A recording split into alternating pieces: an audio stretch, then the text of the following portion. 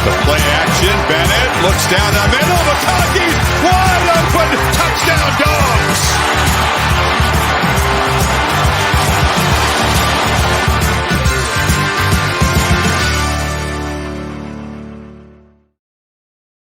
Hey everybody, what is up? I am Colin Bashnigal. A lot of people know me as Bash as well. For those of you that are new here, make sure you like and subscribe, and you can check out the playlist, which is going to pop up right about here. I could be on the wrong side with that for all I know.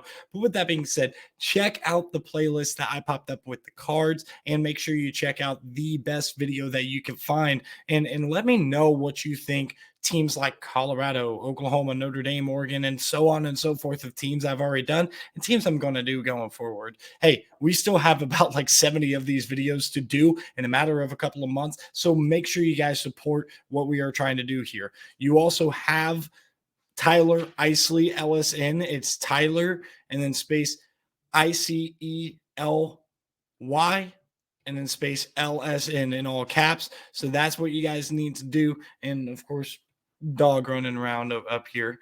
He needs to go lay down. But with that being said, make sure you like and subscribe. We got the black here for Coach Prime and Deion Sanders' first year at Colorado. Now, we are going to talk about players leaving. I'm only going to go over the key transfers here. And it's only key. I'm not listing off all 54 transfers that left the program. So, of course, we know. Let's start with quarterbacks first before we get to probably the most famous transfer because of how he did in the spring game while Deion was still there. You know who I'm talking about if you know.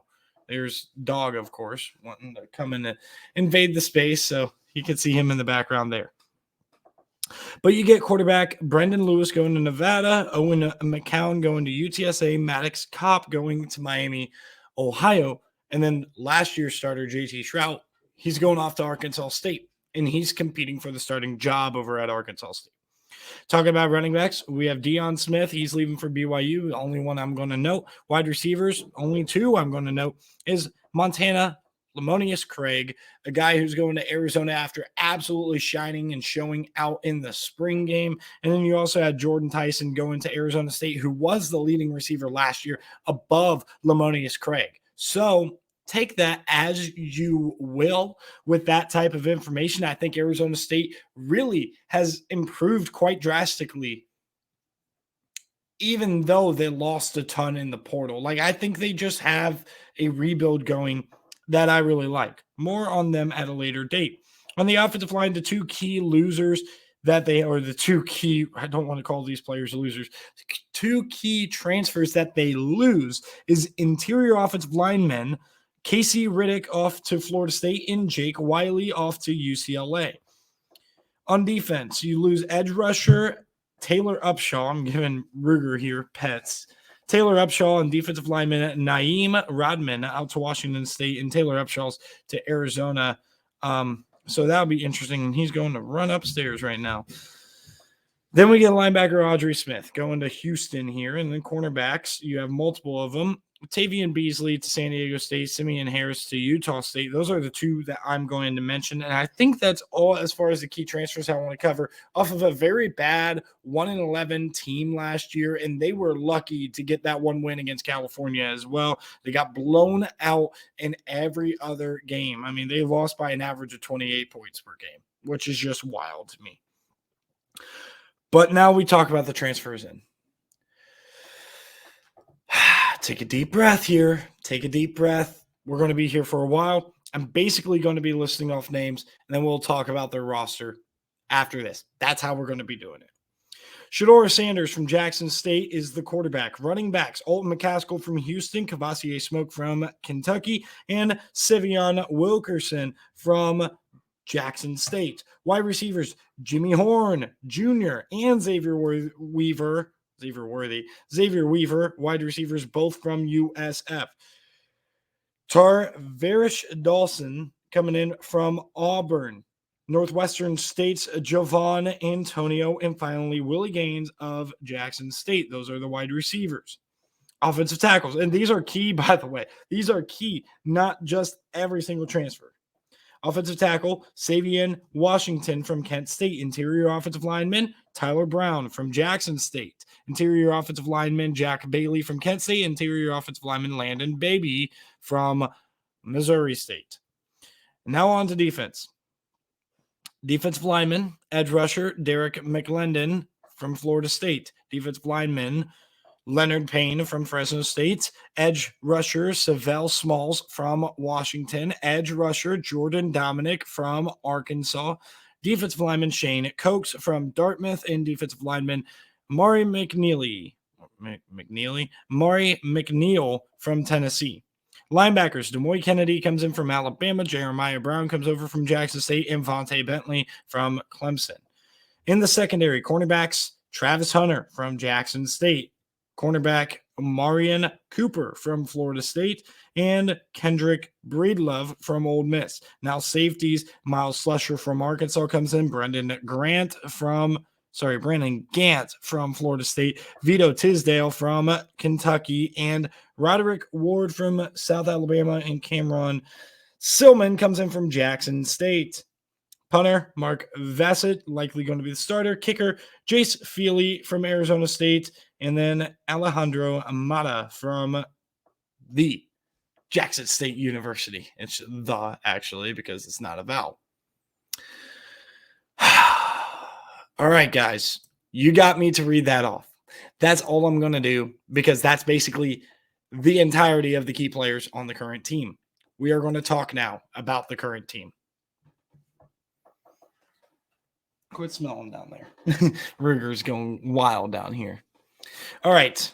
So we all know that the quarterback is Shedeur Sanders. They have backup Ryan Staub, who's a true freshman, and then they have Casey Wiseman coming in. But I don't know if either of those guys are going to be ready to play at all. So it's basically banking all of your money on A, Shedeur Sanders is good enough. B, he's going to stay healthy. You have a pretty solid running back room, though. You bring in Alton McCaskill and Kavosiey Smoke, like I previously brought up. But Dylan Edwards is a true freshman who I think could potentially play immediately. Now, you do have Champion Johnson as well, who's a fullback. I don't really know the role there that he's going to have, but yeah, that's what it is.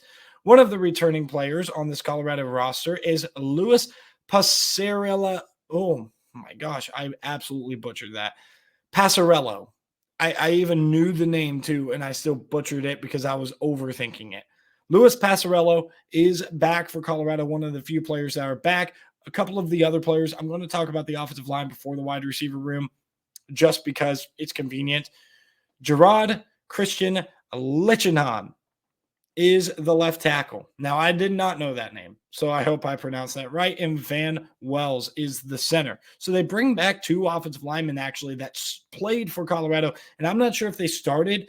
Van Wells is a true sophomore, so I doubt he started. But Gerard Christian Lichenhan, I'm not sure if he started.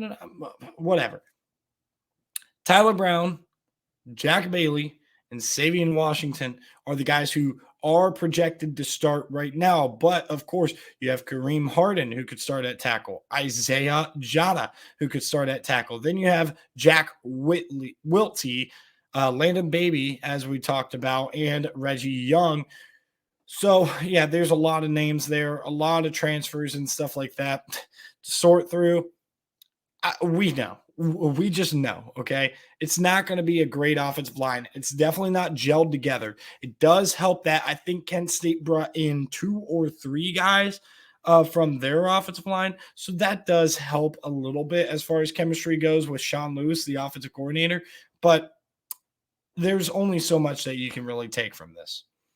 Now, the wide receiver core is going to be very interesting because I really do think they have talent with a guy like Adam Hopkins and Amarian Miller. Those are true freshmen who could potentially play immediately. But guys who are potentially going to be ahead of him, we know Travis Hunter is going to play both ways. He's going to play some wide receiver, and he's going to do a good job at it as well. But Xavier Weaver and Jimmy Horn Jr. with pretty poor quarterback play, no offense to Gary Bohannon, and no offense to anything else at South Florida, this should be a better pass game, especially under Sean Lewis calling the plays. than they had at South Florida. And both these guys, Xavier Weaver and Jimmy Horn, are pretty good players. Willie Gaines is also another transfer that I really like. And I'm curious to see what Javon Antonio does from Northwestern State, because I personally know nothing about him. So by the way, just wait. Coming up here, I'm going to refer you guys to these guys coming up here pretty shortly as they go by the alphabet. The College Football Experience, hosted by what's his last name? Colby. I forget Colby's last name, honestly. But regardless, it's a sports gambling podcast. They are breaking down all 133 teams. They're taking it a step further than me, mainly because that's their full-time job. If I was doing this full-time, I probably would have done the same thing. But we're doing all Power 5 here and then breaking down each conference individually in the G5, all 5 of them, and then we're adding the rest of the independents in there.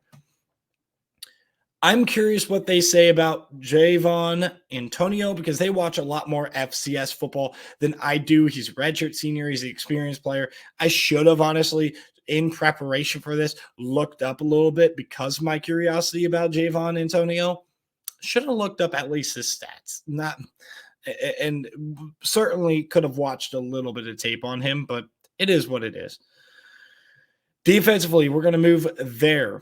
Jordan Dominic from Arkansas is the guy that's probably going to get the start on one of the edge. You have Shane Cokes in the middle, Leonard Payne also in the middle, that are definitely going to play there. Derek McGlendon, that's going to be an interesting battle because I feel like Savell Smalls could definitely push him a little bit. Now, again, Bishop Thomas, Chaz Wallace, J.J. Hawkins, Amari McNeil, these are guys that are going to be in the interior, maybe cracking the rotation. Linebacker, I do feel like this is pretty set in stone. You're going to have Demoy Kennedy. You're going to have Levante Bentley for sure in there. Now, Jeremiah Brown coming over from Jackson State, he does pique my interest, and I think Brendan Gant can fill in pretty nicely the transfer from Florida State. The secondary, I think, is the best unit on this entire team. That front 6, I would say, in this 4-2-5 system, probably not the greatest, I mean, I think their linebacker core could be pretty decent. I think Demoy Kennedy's pretty talented, especially compared to what they've had. And same with Vontae Bentley, same with Brendan Gant. Better than what they've had. And I don't know what he is doing down there. Ruger, what are you doing, bud? Ruger, come here. Sorry about that, guys. YouTube video, I'm not cutting this, so have fun watching him in the background. I forgot to close it off, so. What are you doing? Okay. Anyway, so free safety, we're going to start here. Shiloh Sanders is at Colorado, another son of Dion, and you're going to have Travis Hunter playing corner for sure. Having Kendrick Breedlove in there as well as Amarian Cooper, that's going to be good for Travis Hunter, but also bringing in true freshman Cormani McLean, which is one of the top players in this last class. Miles Slusher playing out of the slot is going to be awesome. And then one of the returning guys that they had was Trevor Woods. He's going to be a starter at safety for sure. Vito Tisdale is a guy, and Cameron Silman Craig is another guy to really watch for in that safety position. Overall, I think the secondary is very deep. I think it's pretty solid, to say the least. I don't think there's too much to worry about. Right now, they're expecting the place kicker to be Jace Feely, the kickoff specialist. I would expect Alejandro Mata, but I'm not positive on that. And then Mark Vassett is for sure going to be the punter. I kind of hesitated there, but he's definitely going to be the punter. All right, that part's done. We're going to talk about breakout player, and I already mentioned them. Amarian Miller, Adam Hopkins, Alton McCaskill, Dylan Edwards. Those are 4 skill position players to definitely watch out for. That could be a lot of fun. And honestly, they're going to have to break out if Colorado wants to be in bowl contention, in my opinion.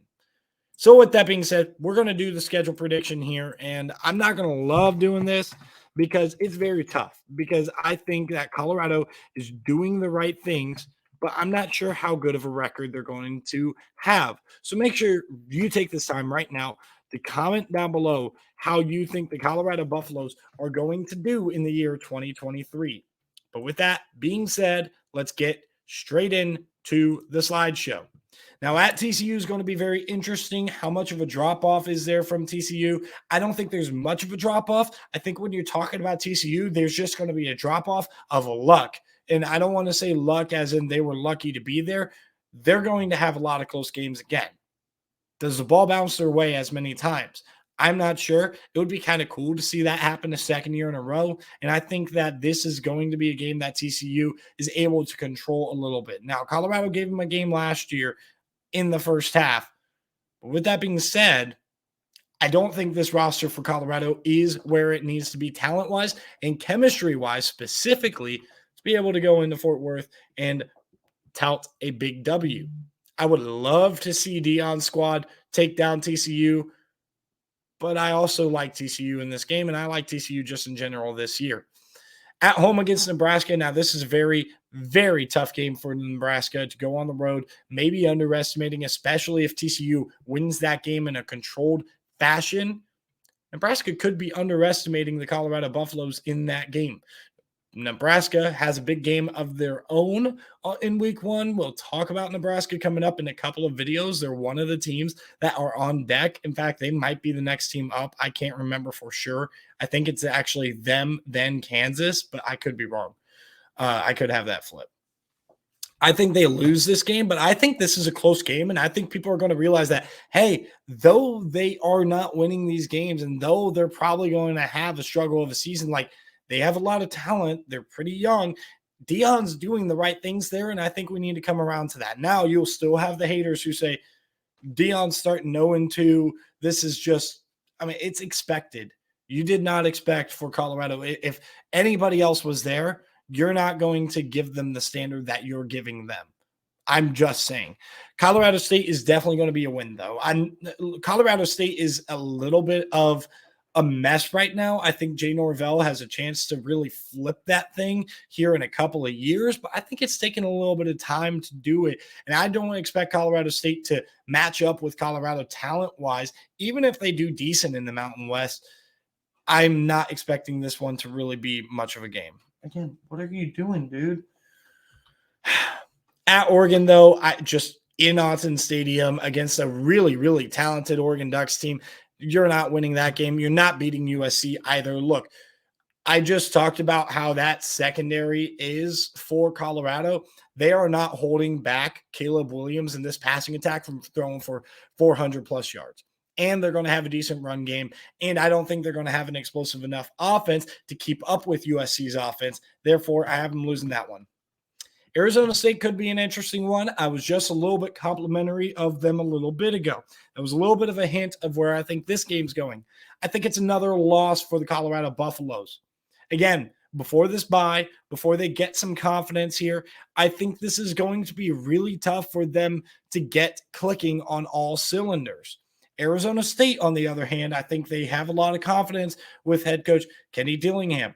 I also think that they have made a lot of good offseason moves. They're building a good culture. Do I think that Arizona State's going to have a great season? No, but wait for their preview. I'm going to talk more about them. I don't think this is a bad team. I think this is a team just like Colorado. This game could be close. The tiebreaker to me, it's probably going to be a Pac-12 after dark game in Tempe. That's my tiebreaker. But against Stanford, they're a way bigger mess than Colorado right now. Troy Taylor is doing the right things. Again, I said this when I was talking about Notre Dame. Congrats on landing Elijah Brown. That was a huge, huge recruitment by Troy Taylor, and hopefully they can land a couple of other guys that fit what they want to do at Stanford stylistically. They do not have the guys right now whatsoever to do what Troy Taylor wants to do at Stanford. That's going to be a little bit of a mess. Friday night, at Colorado, you win. 2-5 going into the bye week. It could be a lot worse, honestly. It could be, because I think you will see moments, especially against Arizona State and Nebraska, that you see Colorado turning that corner. And it happens against UCLA in the Rose Bowl. UCLA is a little bit young. I trust Chip Kelly. I think they have a very good staff and really good talent. And I think their offensive line is going to be pretty solid. I think their defense is going to be, decent. I mean, they're going to be pretty solid, but they're taking a step back a little bit. And I think this has more to do with Colorado finally having that talent click here to beat UCLA. And they can give Oregon State a game in the next game.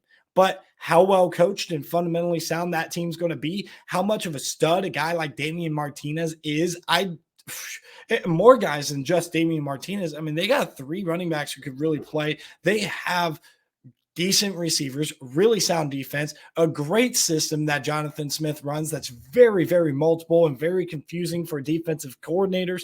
I think Oregon State, just because they're a better team, again, this could be another one where Colorado's showing you a lot of cuts. Colorado's showing you a lot of things. You're going into that game, or you're coming out of that game, rather, viewing Colorado in a, serious, they might be able to string off 3 straight wins and go to a bowl game. And I think they beat Arizona in a shootout. But I think their secondary, being as good as they are, is going to be good enough where that passing game for the Arizona Wildcats is going to be held up enough to where Colorado can pull that one away at home. I think that Oregon State's a really, really good team, and I definitely think that back-to-back home stretch that they have, I really think that they should probably split that. Could they go on the road and beat Washington State in Pullman? They very easily could in this next game. But I'm not going to pick it. I really like what Jake Dickert's doing as kind of continuation of what Nick Rolovich was kind of rehabbing, I guess, from what Mike Leach, rest his soul, left in, before the COVID year. And Nick Rolovich had a little bit of, changing up to do, and they're going to stay with the air raid here. And it's just, they're going to throw the ball around the yard a little bit. And again, could that play into Colorado's hands? Yes. I think the big difference here is, number one, Washington State, the last few years, even going back to Mike Leach back in 2019 and 2018, played pretty good complementary defense that won them a game last year in Madison, Wisconsin. Now getting this game in Pullman, which is one of the worst places to go in the Pac-12, not because of environment, but because of just the logistics of it all being tucked away. And the environment is a little bit ruckus now. Late November, I get Colorado's no stranger to snow, but could you see a little bit of an ugly game that makes it harder for Colorado to throw the ball around? Washington State can play in a sloppy mess. I think Colorado maybe needs it more picture perfect for them to win this game. They very easily could win this game. I'm going to kind of be rooting for them to win 2 more games here because I do have them losing at Utah. I'll talk about that game in a second. I am going to root for them to get to a bowl game. That's going to be a little bit biased of me, I guess, as I'm covering Colorado throughout the year, maybe because that little side of me is going to root for it. But I'm going into the season not expecting that to happen. And I'm also going to tell you guys the over-under total is 3.5. Do not play it. I mean, this schedule is really, really tough. Like, it is super tough. 10 out of these 12 teams, I am taking super serious, as Colorado is probably going to be an underdog in these games. They probably should win 2 games that they should not win to get to this over mark of 3.5, right? They're probably going to be an underdog against Arizona. They're probably going to be an underdog against UCLA. And can you name me anybody else that they'd be favored against in Tempe? No, they're not a favorite against Arizona State in Tempe, right? So if you give me those 4 games, I'm going to give you Washington State as well. At Washington State, at Arizona State, and then you have Arizona and UCLA on the road. You give me 2 of those 4 wins for Colorado, you get that over 100%, because I think Stanford and Colorado State is a lock. So I very much lean that 3.5. That's not something I would play. There's 133 teams. Unless you're betting on every single one and you need a play, don't touch this. Okay. And as far as the Utah game, I was going to talk about that. That's a winnable game for Colorado as well. I mean, there's a lot of games here, and this is why Colorado is a very hard team to predict in the 4-8, 3-6 in conference. That's tough for me to do because I know this team is capable of more than that. I think they are capable of winning 7 or 8 games on the schedule. I think they easily could beat a team like Nebraska that I have them losing to. Arizona State. I think they could beat Washington State and Utah. I think Utah is going to slide a little bit. I know Cam Rising is back. I think they're going to slide just a teeny bit. I mean, I think that defense is still having to replace a little bit of key production. They don't replace a ton of production, but key production. And then also on the offensive side, they are replacing a lot as well. I could be 100% wrong because I trust in Kyle Whittingham, but I think this is going to be a down year for Utah despite the fact that Cam Rising is back. So I think Colorado could definitely sting Utah at the end of the year, especially if this season is a disappointment for the Utes. So, like I said, let me know down below in the comments section below what you think the Colorado Buffaloes are going to do here. Do you think they make a bowl game? How long do you think it's going to take for Deion to make a bowl game if you don't think it's this year? Okay. I want to know this stuff in the comments because I love getting your guys' perspective. I love reading these comments, and I'm going to give anybody who views this video props because anybody who has commented so far has been so respectful, and I very much appreciate it because this is the internet. You definitely don't have to do that, but you do it anyway. So I really appreciate what you do, and I'm going to keep working my butt off to give you the best potential content that I can give you given my schedule, okay? And that's what you guys got to factor in with Tyler and I is, hey, we work jobs. You know, Tyler has a life. I have a life.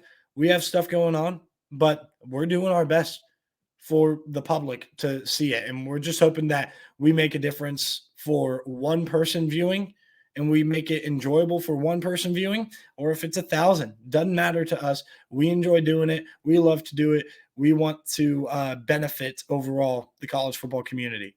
So, like I said, make sure you guys like and subscribe, and you guys have a great rest of your day. Have a good one.